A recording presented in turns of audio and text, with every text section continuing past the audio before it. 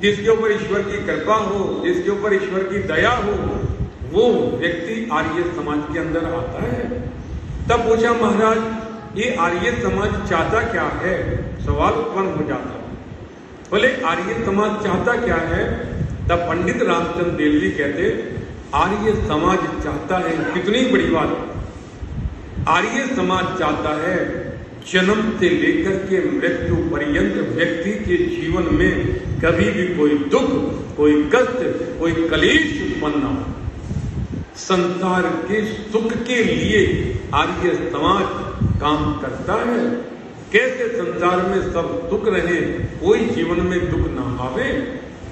ऋषि ध्यान जी महाराज जो परमात्मा की उपासना करते थे, सबको जोड़ने का प्रयास करते थे, परमात्मा से जुड़ो, उसकी उपासना किया करो।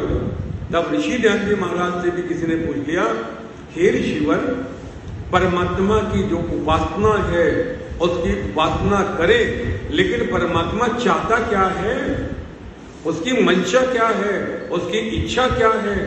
क्या कमाल की बात मेरा ऋषि कहता, ऋषि लिखते परमात्मा सबका सुख, सबका हित, सबकी भलाई, सबके लिए आनंद चाहता है। जो परमात्मा चाहता है वही आर्य समाज चाहता है। परमात्मा का मंतव्य और आर्य समाज का मंतव्य दोनों एक ही हैं। इसलिए सबके लिए सुख, सबके लिए कल्याण, सबका हित परमात्मा चाहता है, आर्य समाज भी चाहता है। कब होगा? जब हम उस परमात्मा के बताए हुए वेद के रास्ते पर चलते हैं, जब उनके दिए मार्गदर्शन का अनुसरण करते हैं, तब हमारे जीवन में सुख बढ़ जाता है। यदि हम 4 कदम चलते हैं, तब परमात्मा 1000 कदम चल करके संगतिकरण की भावना से हमारे जीवन में सुखों की वर्षा कर देता है। इसलिए परिवार में रहते हुए तो, घर में रहते हुए तो, समाज में रहते हुए तो, व्यापार में रहते हुए तो, जब सब मिलकर के संगतिकरण की भावना से कार्य करते हैं, तब संसार में सुख, देश में सुख, शहर में सुख, घर में सुख, समाज में सुख होता है। और जब अलग थलग आप देखें सब्जी को, आप देखें दाल को, अहमदाबाद में आए हैं, परिवारों में भोजन करते हैं।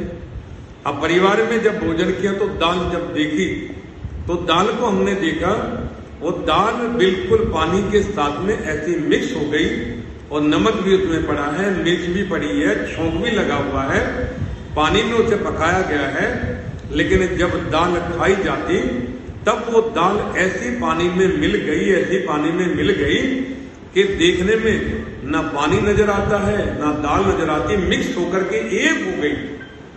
और जब खाते हैं तो स्वाद आता है। संगतिकरण, एक दूसरे के व्यवहार में अपने आप को जोड़ा। और यदि पानी अलग सा रहे, दाल अलग सी रहे, मसाले अलग से रहे, तो ना स्वाद आता है, क्योंकि संगतिकरण नहीं रहा। इसलिए आदरणीय बदपुरुषों मातृशक्ति पिता पुत्र के साथ में संगतिकरण भाव से रहे। और इन समाजों के अंदर भी जब हम संगतिकरण से रहते हैं, तब हमारी उपस्थिति बढ़ती है, सुख भी बढ़ता है। जब समाजों में आवे संगतिकरण के भाव से, यदि कोई व्यक्ति 2 दिन नहीं आया, उससे पूछा करो क्या हुआ, क्यों नहीं आए हो, कहाँ थे 2 दिन से, स्वास्थ्य तो ठीक है, कोई तकलीफ तो नहीं है।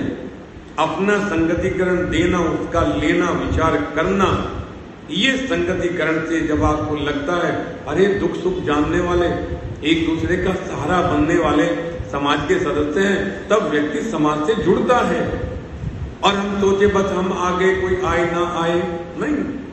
इसलिए संगतिकरण के भाव से जो मित्र हैं, जो व्यापारी हैं, जो संगी साथी हैं, उन्हें भी संगतिकरण के भाव से जोड़ने का प्रयास करना। ये आप तैयार हो जाना, हम आपको लेकर के चलेंगे। हम आर्य समाज में रोज जाते हैं, तुम भी आना।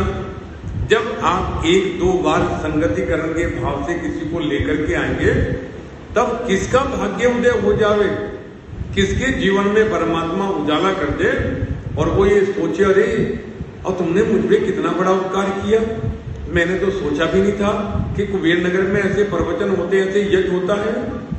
सैदपुर बोगा में हमने देखा एक व्यक्ति का जन्म ही वहीं उसी क्षेत्र में हुआ, अब उसकी आयु लगभग 75 वर्ष है।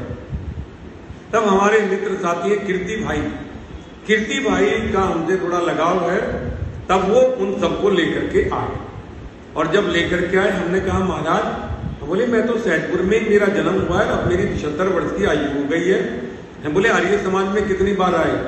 बोले आचार्य जी मैं तो पहली बार आया हूँ। 75 वर्ष जीवन उसी क्षेत्र में रहते हुए हो गया, लेकिन एक भाई कीर्ति भाई ने उन्हें संगतिकरण की प्रेरणा से उन्हें कहा चलो सैदपुर बोगा आर्य समाज में, चलो कुबेर नगर आर्य समाज में। अब उस व्यक्ति ने आना शुरू कर दिया। अब आता है, बोले अरे उपकार कीर्ति भाई का, उन्होंने मुझे ये रास्ता दिखा दिया, ये मार्ग दिखा दिया। इसलिए आदरणीय भक्तपुरुषों, संगतिकरण के भाव से हम लोगों को जोड़े, परिवार में जुड़े, समाज में जुड़े। जब संगतिकरण के भाव से जुड़ते हैं तब परिवार में, समाज में सुख ही होता है।